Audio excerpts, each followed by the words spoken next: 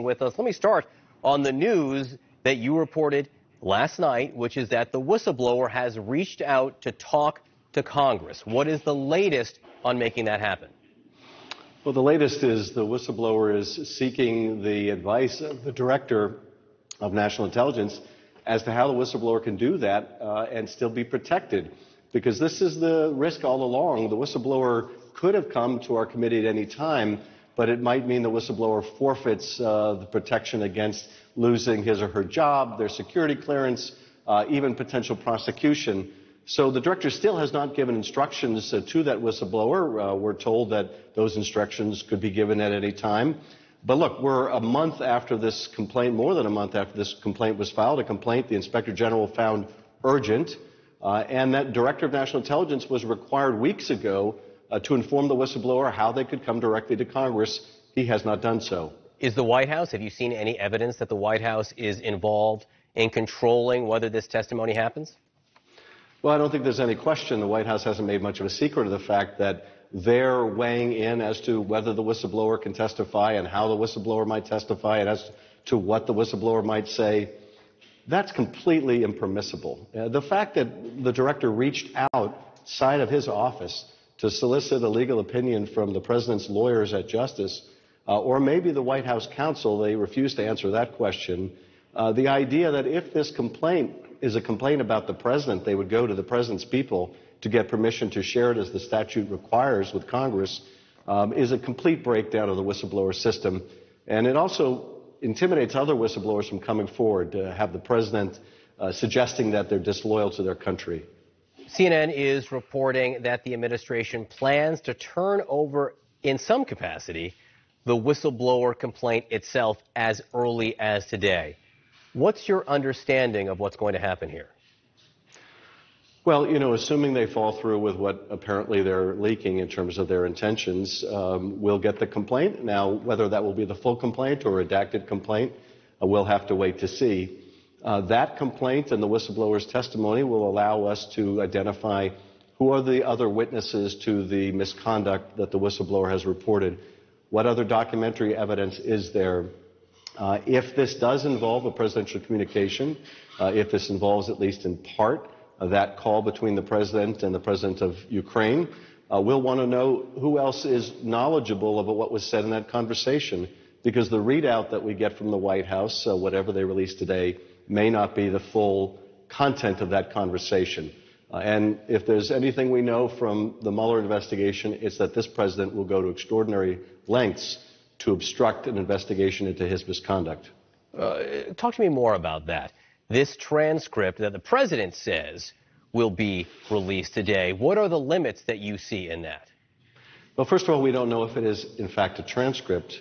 That is, someone taking word-by-word notes, like a stenographer, or whether there was a recording of the conversation that can be transcribed, or whether instead this is one of the president's staff or someone else from the NSC or someone else from the State Department sitting in on the call and writing only that which would not thoroughly embarrass the president. And there is, as I understand it, a temptation of that note taker not to include things that the president may get wrong, or in this case, that may reflect the president engaged in misconduct. So we won't know whether what we get from the White House is the complete story in terms of that conversation. We certainly know we can't rely on the White House to be forthcoming, which is part of the reason why we're going to need to talk to whoever took those notes or did that readout of the call. So, Chairman, I was just told that Rudy Giuliani, the president's personal attorney, who doesn't have any official role in the administration, I was just told, and I hope I'm getting this right, that he just claimed moments ago in an interview that he has been read the transcript. Is that appropriate? Absolutely not. And it just compounds the misconduct that's going on and the corruption within this administration, that Giuliani would be interacting with Ukraine, badgering them to provide dirt, to manufacture dirt on the president's political opponent. And the idea that the State Department somehow asked him to do this is patently absurd. This further idea that either the whistleblower complaint or the transcript of this call is somehow being floated around that, as the president said, with respect to a complaint intended for Congress that we haven't seen, well, everybody has seen it and they're all laughing about it. All of this is evidence of the most egregious misconduct. I want to have two conversations, if I can, here. First, let's talk about the admitted to or confessed to facts, which is Rudy Giuliani has said that he pressured the Ukrainians, he said it right here on CNN, to investigate Joe Biden. And the president of the United States has admitted to having a conversation with the president of Ukraine about Joe Biden. And separately, the president of the United States has admitted to withholding or putting a block on military funding to Ukraine. Those elements alone, admitted to by these two people, one of them the president of the United States, how much should they affect or do they affect your decision on whether to impeach the president? In other words, are they alone enough in your mind? Well, there's certainly enough to launch a formal impeachment inquiry. And at the end of the day, they may be enough to impeach the president. But we need to get the full facts first.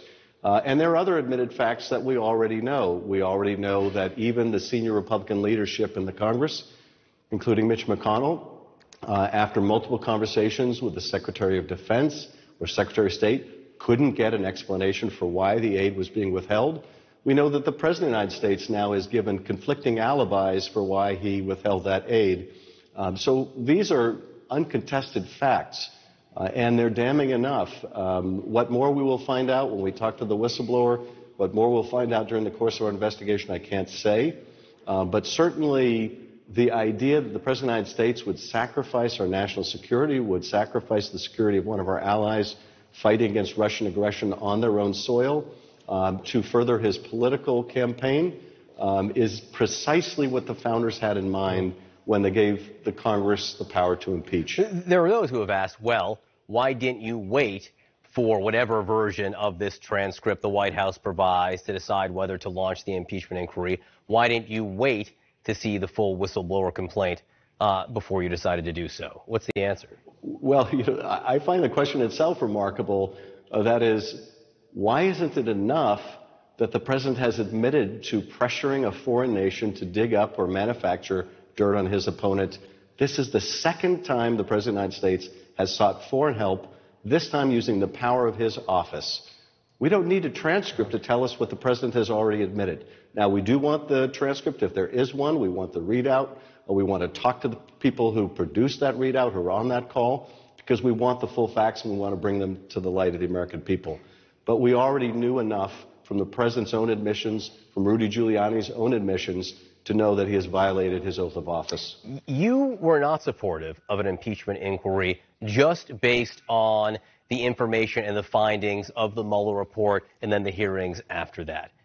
You now support it based on these latest developments concerning Ukraine. Do you feel that this could be separate, or can you see yourself voting on just the Ukraine issues as an article of impeachment and not the others? Do you see this as more important? Well, I do see this as the most serious misconduct of the president thus far, and that comes after a long history of other very serious misconduct. But it's one thing when a candidate for president is seeking the help of a foreign power, in that case Russia, to intervene in an election and welcomes that help and makes use of that help, as the Mueller report made clear he did. It's even more serious when, as President of the United States, he obstructs the investigation into that misconduct. But it is yet again another order of magnitude more serious when using the power of his office, withholding vital military assistance to an ally at war with an adversary, and doing so at the same time he's pressuring that ally to manufacture dirt to once again get foreign help in a presidential election.